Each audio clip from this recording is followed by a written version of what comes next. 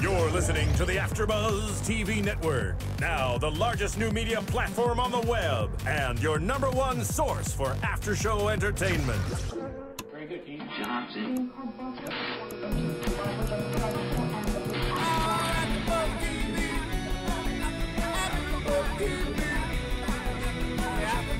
From the AFTERBUZZ Studios in Los Angeles, California, presented by Maria Menounos and Bing.com, and streaming live thanks to Akamai Technologies, this is AFTERBUZZ TV's Deception After Show. We'll break down tonight's episode and get you all the latest news and gossip. And now, another post-game wrap-up show for your favorite TV show. It's AFTERBUZZ TV's Deception After Show. Good afternoon, good morning, good evening, AfterBuzzers. Welcome to the first season, third episode of NBC's Deception. 1, 2, 3, 1, 2, 3. I'm your host, Thaddeus Massey, and joining me here are the incomparable, to my left, Amber Jaye. What's up? I'm Megan Thomas. What's up? I'm Bamm Ericsen. So, Bingers for doing, and we're about to get into this because this week was a little nutty. I think the crew would agree with me on this one. Let's start off with how the show opens. The show opens with Lies on his knees, putting a wire on, or I should say Will. Did I say Will? Say Lies? Yeah. Let's still stick to characters. Okay, so Will was putting a wire on Joanna. But it looked like they were doing something else. She was moaning and groaning and making all sorts of noises. This was a family show. What do you think about that, ma'am? They alluded to something else because we left off last week with him kissing and getting naked and stuff. So I think they wanted to capitalize off that and kind of keep it where we left off at. It seems to me that this guy is very, very distracted. He's a little bit too emotionally involved, I think, with Joanna in the case. He's not allowing her to. Go ahead, ma'am. And he's very jealous. You know what? It doesn't seem like it's jealousy to me. It just seems like it's more insecurity. I just feel like he's really insecure because she has obviously a past with this guy. Thaddeus, jealousy is insecurity. They go hand in hand. Bam, Amber. Boom. Okay, Amber. I'll give you that one. Same thing. Yes, you're right, So Amber. he's jealous and he's insecure and... I don't know. You know what, though? I think during this episode, I don't feel like his judgment is cloudy just yet. I think he is still trying to be unbiased, even though he really does want to be with Joanna, and he sees that she has a liking to Julian, and Julian still likes her. Because he tells her, you know, we got to finish this job. If he really was that jealous and his judgment was that cloudy, he would have told her, forget it. Let's just call it all off. This is not going to work. But he's threatened her several times between this week and last week. He's threatened her more than once. And he did it again this past week. Where he's always saying, well, you know, I'm going to take you off the case. That seems jealous to me. But why is he saying that? I think the last time he said it was because there was a lot of dangerous stuff going on. So was it because he was jealous, or was it because there was a lot of danger and he didn't want his girl to get involved with that? I think that he was making it as an excuse that it's dangerous when he's really feeling the fact that he doesn't want her to be around Julian. I agree. Because Joanna can hold her own. Like we see that in this episode. So I don't think it's that dangerous. Running in the wedges. Yeah. The flight tackle. I'm just saying, I don't think it's clouding his judgment just yet. I think in later episodes we might see that. Okay, I can agree with you. I don't think it's clouding his judgment yet, but he does pout like a little sorry lies, but your character, that's the character. It's not lies. Your character pouts like a bitch whenever you see something between Joanne and Julian. You always pout like a bitch, especially. Well, we'll go into that. When you pout too, though, if your boo was finagling around with their first love. Okay, but you understand this is the job. He's a Fed for a reason. They're supposed to be held to a higher level of professionalism, which is why they're feds. He's not a cop on the beat. But this is when he finds out, though. He finds out a bit of information that he didn't know before that Joanna never told him, and that was that Julian was her first love, that she slept with him. They had a physical relationship. So that kind of changes the game a little bit, because what does he tell her? He says to her, this is something like, I'm going to have to go back. Like, what does he say about the district attorney going to like find this out? Right. You know, and then she's like, well, what about you keeping me in here? Like, where are you going to say that? Right. You have a good point, Megan, because he says when he threatens to take her off the case, she says, well, what do you think the DA is going to care about more, me having slept with the suspect 17 years ago, or the handler having slept with the asset 2 nights ago? And notice that Will didn't answer the question. He threw back another question at her. Right. So he's deferring because Will is being a little bi about the situation. And just like she says, look, I'm here to find out who killed my best friend, and right now I have leads to pin it on Julian, pretty much. So it's for him to say that right in the midst of her trying to actually find out and close it down on him. It's kind of like, dude, are you serious, bro? Like, chill out. Like, do your job. He's definitely jealous. Like, he definitely just shows all this, the characteristics of a jealous boyfriend. Like, I'm gonna pull, like making threats and doing this. I'm gonna pull you off. Like, idle threats. Yeah, no, you're not doing anything. Like, stop. Like, I guess he's kind of like in between a rock and a hard place, because it's like he needs her there, but he wants a part of her too. So it's like, even how they open the show, like alluding to that, it's like when she kissed him, he kind of didn't even want to kiss her back. Like, that was the weird part. Like, so it's like, on one hand, you want to act like the jealous boyfriend, but then when I kiss you goodbye, you're jumping back, and your body language is saying, like, you don't even want me to touch you. So that's a good point, Amber. Go ahead, Bamm. And then also, if you think about it, she kind of put this on herself. She went over to the house at the very last week's episode. At the very end, she went to the house because she was feeling a certain way because of something that happened between she and Julian. So she goes over to the house and she makes the initiation. So if she would have never made the initiation, she would have never went over there. They would never slept together. And then Will's character would not be so borderline jealous, insecure, possessive, etc. if she had never went over there in the first place. So it's her fault? It could be. That's one way to look at it. I mean, it's always the woman's fault. No, really? It's not her fault. Exactly. I think he's being a little over emotional. But she did sleep. I mean, are we just throwing sex around like it's just does it matter anymore? Yeah, but it's just casual. But honestly, think about this. You haven't talked to this girl for 2 years. You want her to come and jump into an investigation that you have invested in, even though you had a relationship with her in the past. You know that she has a history that you're not completely aware of. So you have to be cognizant of that fact, for one. You don't know what's going to pop up. And you're supposed to be a professional. Yeah. You're an FBI agent, dude, for crying out loud. Get in there, get the job done. How would you allow yourself to get so emotionally involved and even jeopardize your case that you've been working on so hard by allowing a personal relationship to conflict with that? But it's Megan Good. Okay, that's a good point, Amber. I mean, it is Megan Good. It's Megan Good. And she is amazing. I would compromise a lot of my morals. It did make him drink on the job. Because remember, there were like... He opened that when he found out that Julian was her first. Yeah, Julian popped that. Took that beer. He said, I know he wants to slap the heck out of that dude. Yeah. Yes. The cop. Well, since we're talking about Joanna and Will, let's add Julian into the equation, since they do have a love triangle that's going on. Well, they do have a love triangle that's going on. Let's talk about the dinner. When they went to dinner. Oh my gosh. Yes, that's when Joanna finds out that Julian was with Vivian the night that she died. Right. And we see in a flashback that Vivian is all on Julian's face, and she's basically telling him that I'm gonna bring down Bowers Pharmaceutical. Right. There's a cover up here. I can't believe you're despicable. You're disgusting. Right. And they get into this argument, and he punches her in the face. He backhand slaps her. He backhand slaps her, look like a it's all bad. 1-2 knockout. No, he punches her in the face. Yeah, and that's where she gets the bruise on her cheek from his ring. Right. And so from there, when he tells Joanna that, she's automatically like, I was suspicious, but now I feel like it was you. So then she tells Will, who then has his colleagues look to the traffic cams to see where Julian's car goes that night, because Julian said he went home after he had the altercation with his sister. Right. Because he didn't go try to find her. But he also gives himself up, too. Because he's like, I haven't been here since, what did he say? A month ago or something? Yeah. I haven't been here, I haven't cooked anything, or I had some Thai food in here or something. So he gives himself up. But I think it's kind of weird how the two clues contradicted themselves. Like, they didn't see his car go there.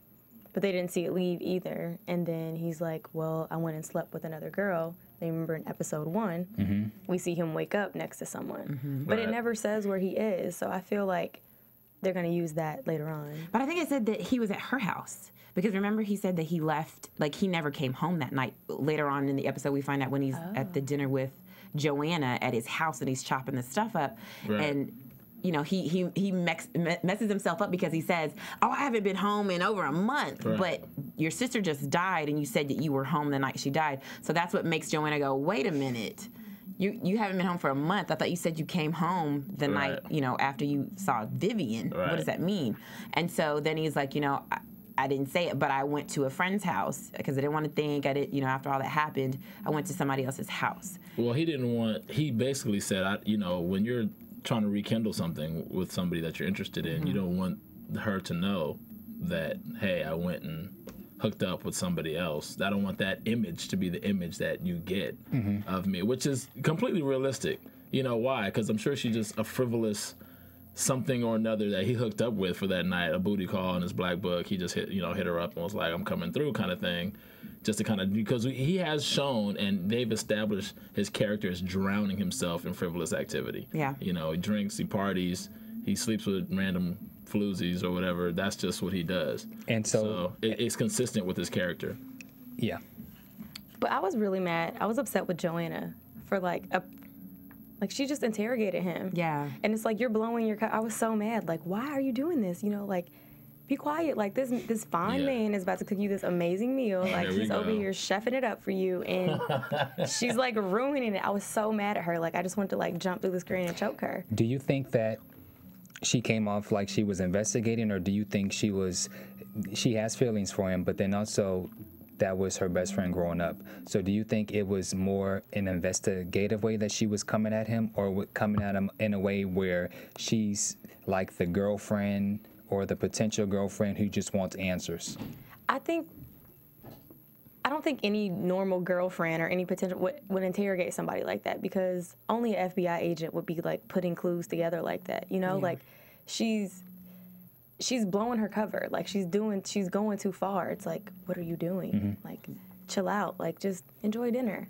You know, and I feel like she'll get, you know, I don't know. I just didn't like the way she did that. She was just so, and he was like, all right, well, I'm not hungry anymore. Like, well, here's the thing. She's not stupid. They messed the relationship up, whatever she could have potentially had with him getting closer to her, you know, Julian revealing more stuff to Joanna, that has now been shut down, or it'll take a whole lot of trust to build that back up, because now he's like, you basically accused me of killing my sister. Right. So I don't even want to be in the same room with somebody who thinks that I killed my sister who I love and I'm over here suffering and grieving for. So now she feels crappy. Good point. At the same time, he did admit that he slapped his sister. So just because you slap your sister doesn't mean you're a killer. But I slap my brother all the time. Siblings have a different kind of relationship, obviously, than somebody in like an intimate relationship or whatever or whatnot. It's just the tone is different. So that doesn't make it right or anything like that he hit her or whatever. But you would, obviously, anybody that has a sibling would know that the tone of a sibling relationship is going to be different. Yeah, like your brother hitting you and your boyfriend hitting you are two different things. Because if my boyfriend hits me, I'm gonna go crazy. But if my brother, you know, I'm gonna hit him back. Right. But in Joanna knows the relationship between Vivian and Julian, and it's a little hostile at times. So I just don't know. I feel like Julian's innocent now. Like he is shown that he's innocent in my mind. I agree with that. I don't think his alibi it makes sense. Well, that still hasn't been fleshed out completely.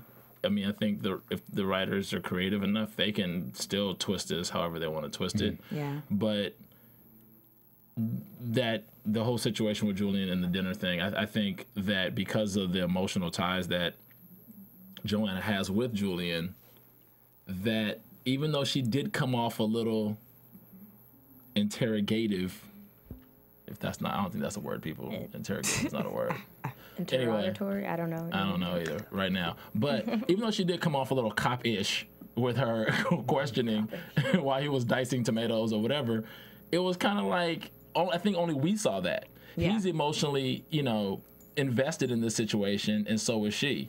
So because he's trying to get back with her, and the emotional complications of his sister dying, and it's just so much going on that could easily be like quilted into just whatever's going on. Now, Edward, on the other hand, that'd be a different story. Edward is kind of onto her. Yeah. But Julian isn't, because Julian wants to get back, you know, and taste that chocolate one more time. You know what I'm saying? Wow. I'm just saying. I mean, hey, I would. I mean, sure. There's a point I want to bring up. So we mentioned that Joanna is kind of coming off a little coppish, like she's blowing a cover. Something else that seems a little interesting to me is the fact that, you know, Will is a part of the FBI, and they are using a wire on Joanna. Joanna works in the office where she has access to everything. And she lives in the house.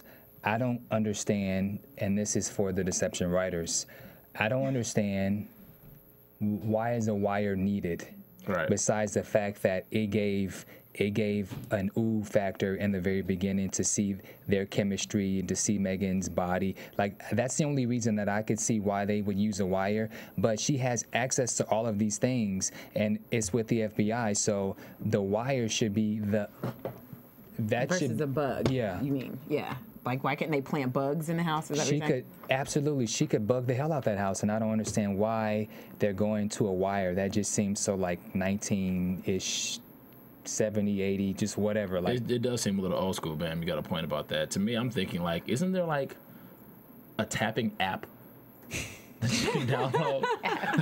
A tapping app. I mean, I know I got voice record on my PDA, so it's like, you know, you can record stuff. People record stuff all the time, unbeknownst to other people. So it's kind of like, just like in the pilot episode when she was outside listening to Edward and the wife, and when she fell or something, it kind of heard a noise. Like, why could not? She was listening. Why wasn't there a bug then? Right, and it's because she has access to the house, to the office. You would think that she could just take some audio bugs and just kind of pop them in different locations and kind of control the conversations. I know that, you know, them traveling, like him whisking her off to the Bahamas, like, stuff happens because when you got $10 billion and you're paid and you're rich, you can just do whatever you want to do on a whim. And so if the wire is on her, they can always get the information, but it's still a stretch to me. The wire is still... Because I just feel like, you know, I know the government has access to higher level technology than using a wire. It does seem a little old school. But I think the FBI is already on the. If you remember, I think in the first or second episode, the Will's boss, who I guess his boss is actually the head of the FBI, is the one who plays golf with Robert Bowers. So they're already like, don't mess with this family unless you're for sure, because this is my homie. So. I think I don't know if the FBI is really, you know, they're probably apprehensive about giving them extra equipment, extra things, because they don't, you know, that's their people. They don't want to mess with the Bowers. Right. That makes sense. Budget. That's budget cuts. That's government. A good point, Megan. Sorry. That's a great point. That makes scope. She should be coming up with that logical. I know. Thank you. Put on some writing. Speaking of all the writing staff. Speaking of all of this audio and bugging and all these things where people can listen, what do you have to say about listening and audio? Oh, you guys, make sure you go to iTunes and check out our show. You can rate and comment, and make sure you tell your friends, you know, get your mom, your dad, your brother, your sister, get everybody involved. Only takes a minute, and, you know, give us 5 stars. Let us know that you appreciate the show. We definitely read your comments. So, yes, go to iTunes. iTunes, podcast, Deception. Yeah. What's up with Mia, though? Mia? Oh, God. Let's talk about Mia. Yes. Let's talk about the disturbing way she was able to lie to her father without like taking a breath. She just like straight up like, oh my gosh, she is a Bowers. She is good. Yes. So what happens? Teenagers are good at lying, but she's really good. She's quick. She's very quick. So Mia ends up so what happens skipping with that, school. Right. She leaves school because her new little love bug, this guy, this you know, kind of dreamy bad boy mystery guy named Kyle, rides up on his motorcycle. So she skips class. She goes with him, hangs out with him. In the midst of this, she misses a very important interview with, I think, Style magazine. It's some kind of interview that's going to be in a magazine about style.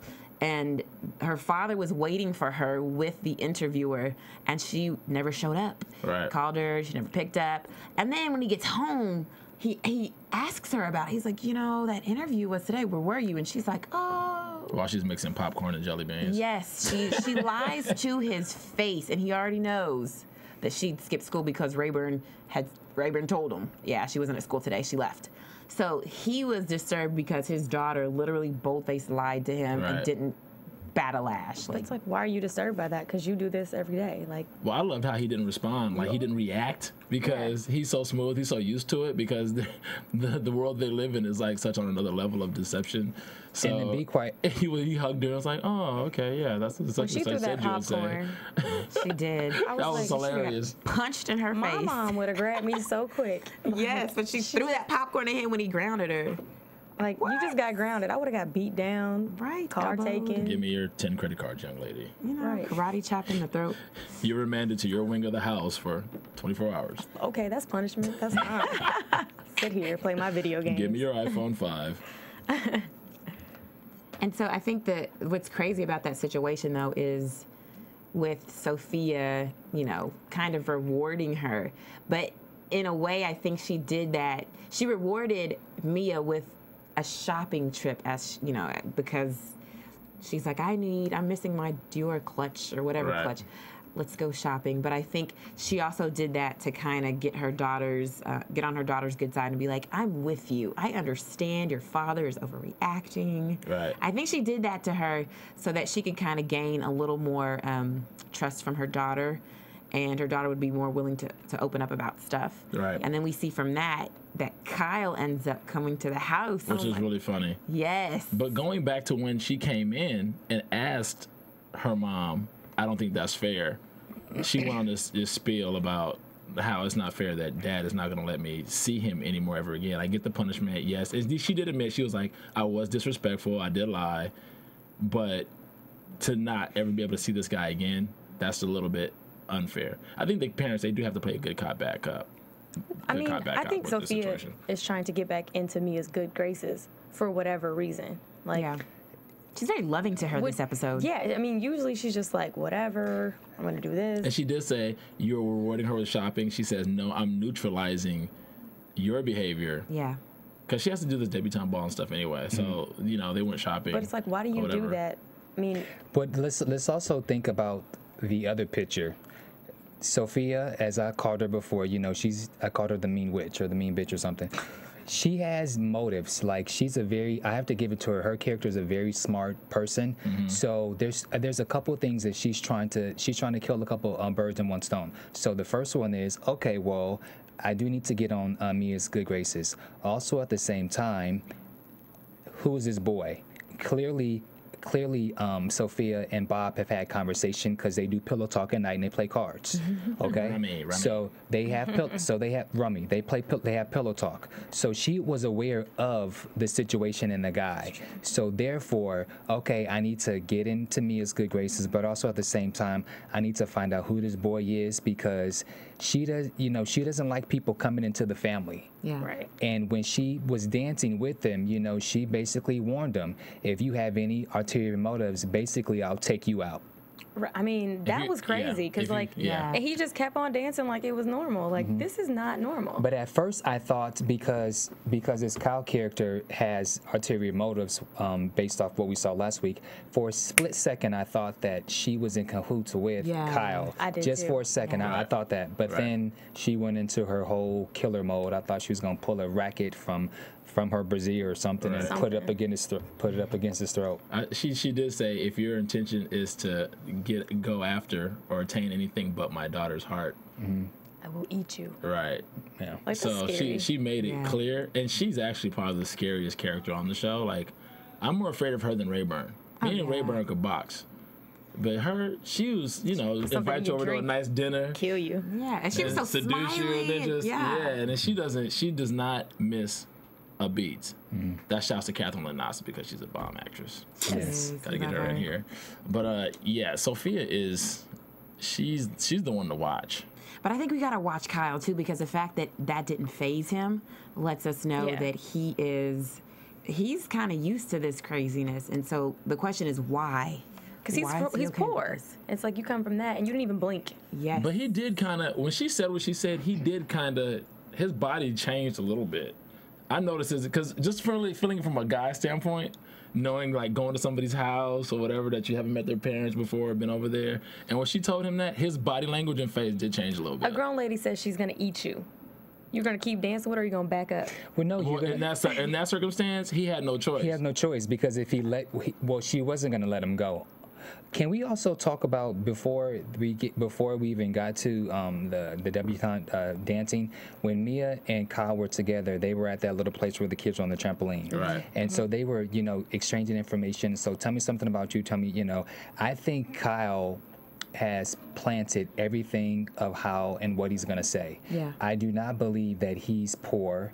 I don't believe he's poor. There's something that's going to be, I feel that something's going to be revealed about him. I don't think he's poor. I think he's playing like a poor person, or he's playing a way so that he can get closer to Mia and whatever his motive is. All this misinformation just to get closer to her. And he knows a lot about her. He knows where she likes to hang out. He knows, her school schedule. Because how do you randomly show up at a museum that she's coming to? Right. So I think he's been watching her for a while, or whoever has hired him has been watching her. So he knows her routine very well, and of course that means he knows what kind of guy she's probably gonna be she's gonna take a liking to, right? And that's who he is portraying for her. So it's gonna be very interesting to see how that develops, and that's in my predictions. Who is gonna come out as being behind this Kyle person?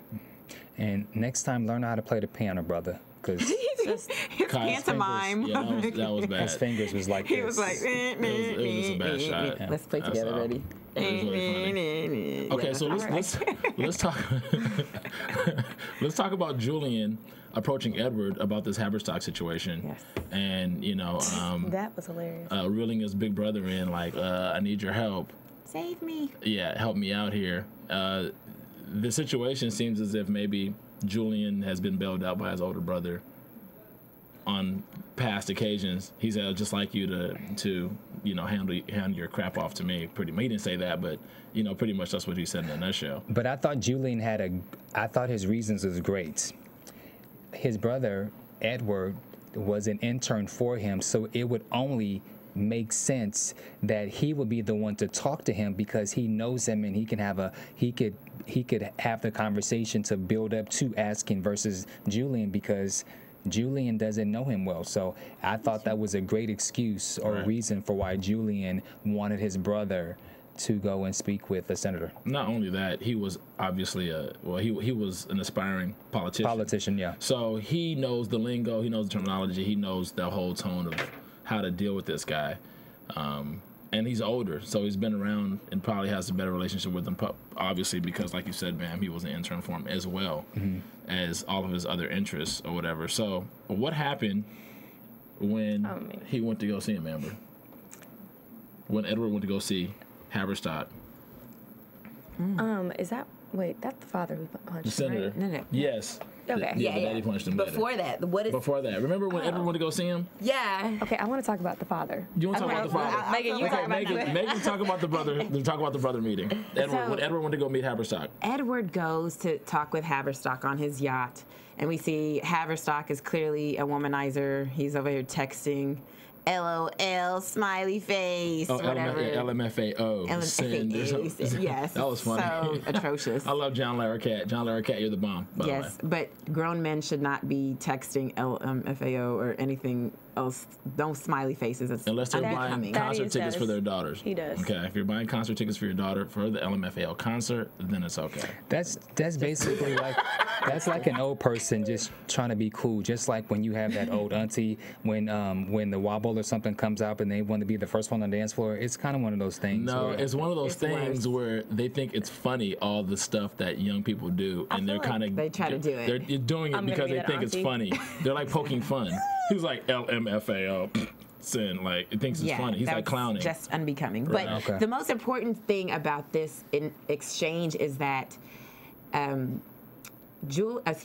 asks Haverstock to meet with his father. He said, you know, my brother talked to you, and my dad's not going to meet with you, blah, blah, blah. And he's like, hold on, wait a minute.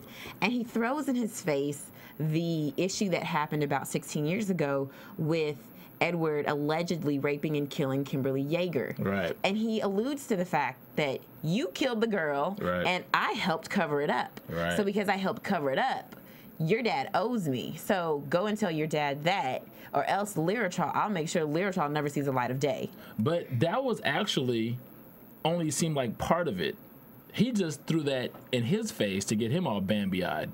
There seems like there's something else besides, because he wanted to get Edward out of his comfort zone of being, I'm going to come here and fix this situation. And by him bringing that up, that completely got Edward out of his comfort zone.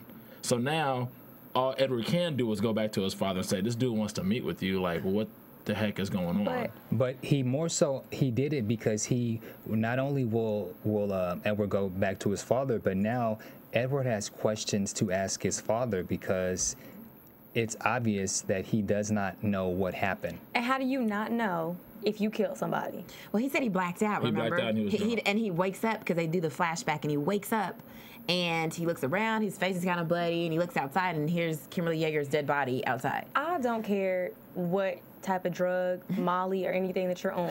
Like, you know, if you raped somebody and you killed them, like, I mean, He might have been on that anesthesia. Who I don't buy that. Like, that when girls are like, oh my gosh, I was so drunk, I don't remember what happened. You remember what happened. I don't buy it. Like, that whole thing is so weird to me. Like, how do you not remember anything? Well, maybe somebody drugged him, and he literally blacked out. Who's drugging him? He could have. That's what I'm saying. That's what we got to figure out. Exactly. But see, when you're in that position, you're a target. And you're left vulnerable. And then when you're young, see, this is the time when Mia and maybe 16 years ago, Edward was a young man. He was probably like in his early 20s or something like that. So around that time when kids are growing up in their teens and their young 20s and they want to live life and have a good time, and they're in that position, that's when they're the most vulnerable because they're doing all kind of crazy stuff. So it's easy to catch them slipping.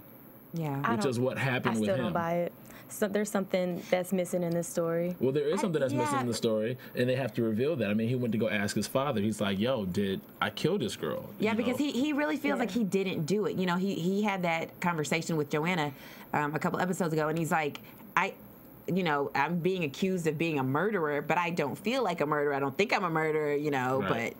And now we see here that he literally does not know what happened that night. He has no clue. All he knows is that he's getting accused of killing some girl, and he's like, I have no recollection of this. Go ahead, Bamm. Backtrack really quick. The senator says the issue is with me and your father. Right. So that goes to just go along that there is some major beef going on between the two. Right. And right now Bob has the upper hand because Bob is not checking for Senator. Senator really wants to talk to him, and Bob. And it's not about the Ashley Yeager situation. No, I think it's Kimberly something. Yeager. It's not about the Kimberly Yeager situation. It's something else that goes far beyond that. But the two of them, it appears that the two of them do have something. They were in cohorts with this whole murder. Right. But now going back to when Edward and Bob, when father and son had the conversation again, when Edward asked what happened, he says that I made a bad mistake, but he never answered the question. And for me, when you don't answer the question, that means you're guilty. You're guilty. You're lying. That's just what I think. Yeah. Yeah, he killed Kimberly Yeager. This is what I think. I don't think he did. I don't think he did either, but I think that Robert doesn't know either. I think Robert doesn't know for sure. So I think because Haverstock took care of it is why I think he doesn't know what really happened. He just know it got taken care of. Exactly. Robert is my new favorite character. Robert, you are worthy. Why is he your new favorite character, Amber? Because the way he smacked the senator. I mean, I'm talking about just boom. Overhand left. Like, smacked him right in the mouth. Mess with my family. This is what's gonna happen. Exactly, and that's how now I feel. Right, he's my new favorite character. He handled that like a boss. Like, I mean, just walked in there. I don't have time for this. Right. Shut up. Leave my I don't care if family you're the alone. senator. Like, a Lyritrol's still gonna come out. I still don't have it for you. and I'm gonna smack you. Like, and told the floozy, he said, whatever he told you, better get it in writing, and walked out. exactly. Yeah, I mean, like, and then check the girl too. Like, haha, come get your hoe. Like, that was the best. That was the best part of the episode to me. That was, Amber, that was a great scene, but you can't tell me someone who's worth $10 billion that you can't figure out or find out who killed this girl. And because he didn't answer that question and he avoided it, I think he's guilty in some way. I'm just saying. I know he's guilty. I mean, You think Edward's guilty? No.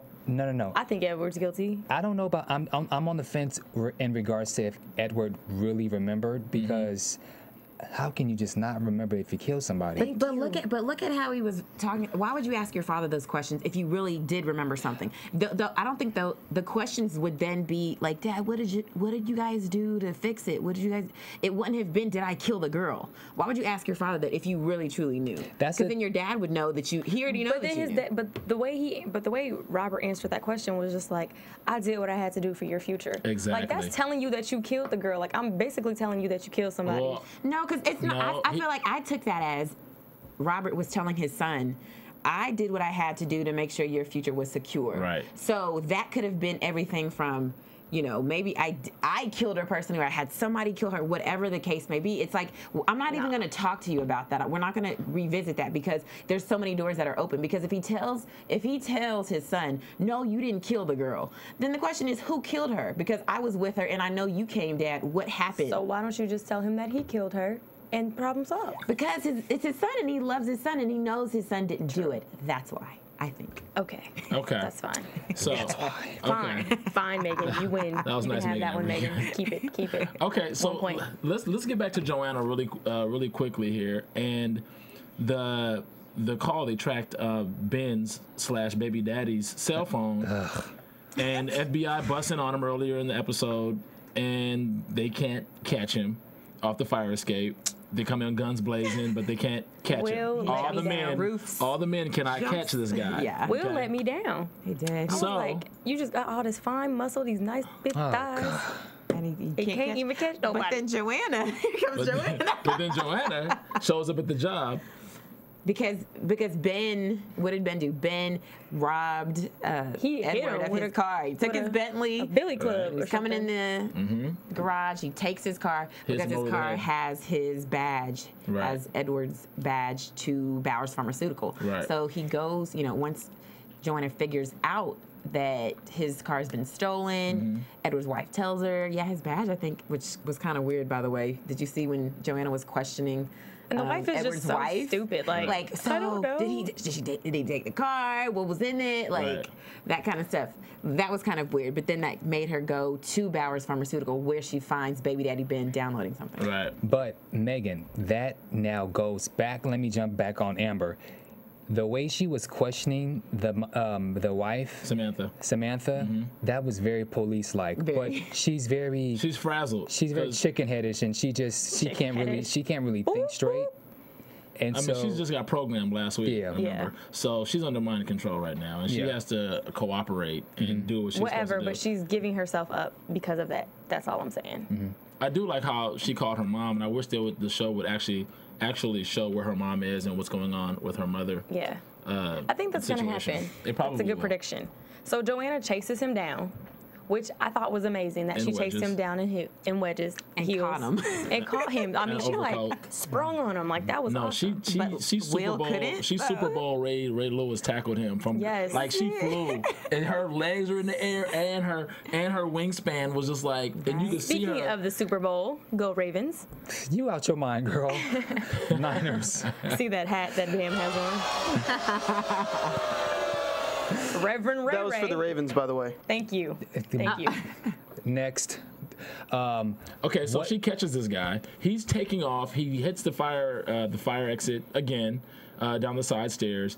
She chases him down in her wedges, and she tackles him on the stairs. They have a scuffle, and somewhere in the middle of them punching and kicking, she convinces, or she busts her she blows her cover and tells him, "I'm a cop." Tired of her blowing her cover. Tired of her blowing her cover. Now for this whole scenario, or this whole scene for me, it wasn't believable, writers, for me. And it probably was not the writing. it was probably the direction. Yeah. For me, it was the direction. It wasn't the writing.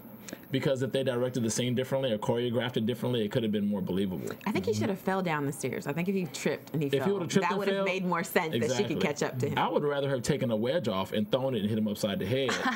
I would have preferred that than her. She hawked this dude. Like, she ran like a 4.240 and she was That's like, not believable and she either. just- So she has perfect aim. She's got this Peyton Manning arm and she throws and she. But you know, I'm an not angry saying, woman I'm with a just- shoe. Exactly. Okay. My mama got me a couple times with a shoe. Your head is big. I don't. As far as Joanne catching him, that is possible because she's a cop and she should be able to run fast. But what does not make sense is the fact that. Bam, for real. But so you're telling me that Meg is Joanna it. in heels can catch this guy, the same guy that jumped rooftops and was running like She crazy. caught the crackhead at the first episode. Okay, but and the crackhead kind of fell. So And the crackhead was a woman as well. exactly. And so you're telling me don't know that that. Joanna can catch the dude, but Will cannot, and Will have on his running shoes. I'm just. Why is it that I'm the guy and you're the female, and I'm trying to say that there are some women that are quick enough and can Thank run you, fast? babe. Why- I'm with you. I agree with that. But I'm saying in this scenario, she's got on her heels. It just doesn't make logical sense. We're just saying Okay. I'm saying how it was shot. To how it was shot and how it was choreographed, it wasn't believable. I that think she y'all are caught him. haters. Okay, but what bothered me with the scene is, like I said, I do think that it's possible that she could have caught him, even though she kind of at one point she kind of like slid on the wedge. But what disturbed me the most was I hate when I could see the stunt double. Oh yeah. And you could see it all throughout Both of the them. scene, and Both of them. and that just bothers me. Right. So so that was disturbing to me that you could see the stunt double. So for me, that's why it killed the whole scene. And that's part of the whole choreography of the Yeah. scene and the direction of the scene. I mean, it's But I hard don't to think look most like people- Megan though. She's too pretty. Yeah, I don't think most people could tell though. But I think you Yeah, have I a could little tell. more. of a Well, actually, critical someone eye. can call in. We've got a couple minutes left here on the show. You can call in 424-256-1729 and tell us anything and ask us any questions and give us any comments that you think about all the stuff that you've been watching along with us with Deception, especially as far as that fight scene was concerned and the apprehension of baby daddy. Okay, so we pretty much covered everything for this episode. I know we might have left out a couple things. That's why we need you guys to call in anytime you guys want. Otherwise, we'd be here all night, probably until next week, until the next episode, watching it on the screen. Let's jump into news and gossip. AfterBuzz TV News. Meg Scoop, Amber J, what's cracking? News and gossip. Well, unfortunately, Deception is down a little bit in the rankings. How far down? I don't have the exact numbers. but it I is- have the numbers, but just keep talking while I look Okay. it up. So my only news and gossip: Megan and her husband, her beautiful husband, Devon Franklin. shout out. Define Franklin. They were on Media Takeout. And if you don't know what MTL. Media Takeout is, it's just like a gossip blog. But Media Takeout never has anything positive to say. And they had some really good things to say about them. They said that they're a very attractive looking couple, that they look very happy, and they look like the Black Barbie and Ken. So Oh, that's nice. kudos to Megan and Devon for, you know, making that name for themselves on Media Takeout. I thought they looked very good. So And shout out to MTO for Yeah, thanks, keeping it Media Takeout. classy. Okay, that's what's up. And Go ahead, so ma'am. the ratings, they were in the demographic, they were 1.2. They were tied with Hawaii 5-0. oh no. Hawaii Five-0 was a good show. Tell them like- how you really feel, Amber. I like Hawaii 5-0, but they tied 1.2, and they were both behind on Castle, which was 1.4, and the overall ratings was 3.7 million. Okay. So we just got to get back So above Castle. that's not too bad actually. Yeah. I can deal with that for right now. Make I'm sure you guys keep tuning in. I'm sure it's Yeah. gonna get better as the plot thickens with Deception. Let's jump into predictions for week 4, season 1. Now, your AfterBuzz TV prediction. Deception. Okay, week 4, season 1, NBC's Deception predictions. Amber J, go. Okay, my prediction is that Kyle, his true intentions, they get revealed. We saw like in the teaser about the debutante ball that Mia's birth mother might get exposed. I don't think they're gonna expose that. I don't think they're gonna let that go. But I think Kyle is gonna have a big part in that. And I think Mia is gonna run to him. And now that we know that Mia is gonna be in danger, I think Kyle is going to be the source of the danger that she gets I into. wanna run to you. Oh no, not like that. Not Whitney. Lord bless you, Whitney. You Don't sing like that. Oh. don't want her song. So that's my prediction. Okay. It's about Kyle. Okay. Meg Scoop. Bamm Ericsen. Predictions, week 4, season 1. Go. Ladies first.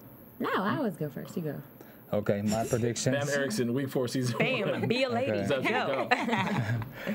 Well, I'm excited that we're gonna find out more in regards to how Mia is not the daughter of Sofia and Bob. So that was revealed, and so I'm excited to see what's gonna happen with that.